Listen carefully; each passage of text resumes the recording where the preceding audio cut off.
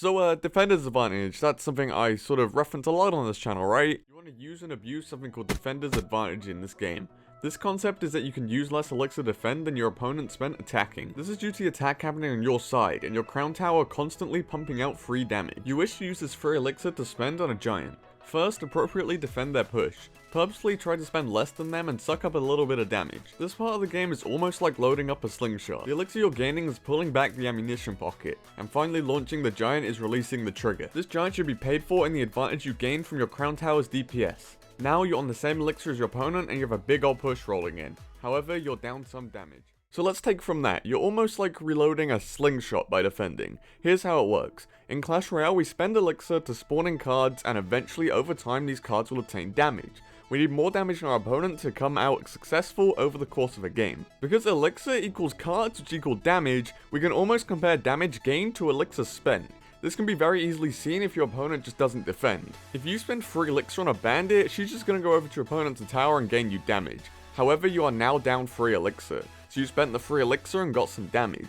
If your opponent also spends a bandit on defense, then their bandit will win due to their crown tower and will now counterattack and gain them free damage because you both spent free elixir. If you can be the player to defend and then get the free damage, you're gaining defender's advantage, which can easily win you games alone.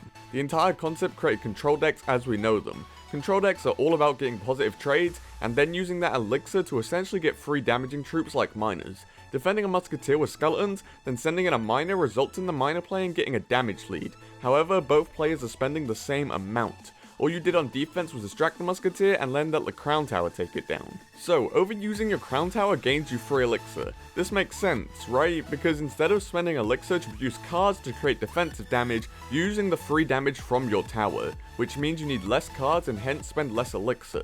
Defender's advantage is really just playing on your side of the board. Now the reason defender's advantage is so prevalent is because the crown tower shooting is guaranteed in a game, and the DPS is consistent as to allow you the ability to rely on it. As we said before, elixir equals cards which equals damage. So, spending an Electro Wizard on defense costs you 4 elixir for 106 DPS. However, a crown tower is free and grants you 113 DPS. That means using an Ice Golem to distract on defense grants you more DPS than if you defend with an Electro Wizard like at the river. So this sort of makes cards like Ice Golem seem a little strong. The little guy doesn't even do damage, and yet he's been a consistent meta card since release, and with a ton of nerfs.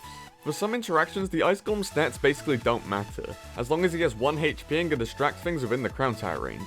Anyway, why is this entirely practical to know? Well, it allows you to overcommit and then regain your elixir loss. If you spend a Hog Ride and a Fireball onto your opponent's defending minion horde, you're now down free elixir. If your opponent has an Executioner coming in, you can simply spend an Ice Golem and regain that free elixir by using your crown tower and defender's advantage. Obviously, this works in larger scenarios too. Hog 2.6 is a great deck to showcase this in, as its defense relies on pushing and pulling units around within your tower range. Against a big giant push, you can make positive trades by distracting and allowing your defenses to distract, whilst DPS comes from your crown tower and some DPS units. From this defense, you'll get counterattacking units, and defending will probably pay for your Hog Punish that you probably already played beforehand. 2.6 is also another great example of how this skill makes decks higher skill cap.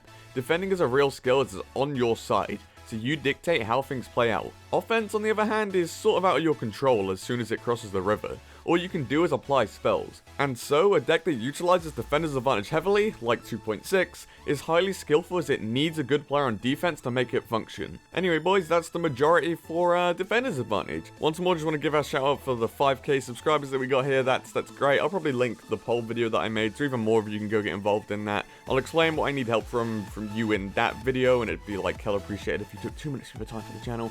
Anyway boys, I'm sorry for like the short lack of uploads. I've been a load of busy with like IRL stuff. Anyway, I hope you enjoyed today's video, and peace.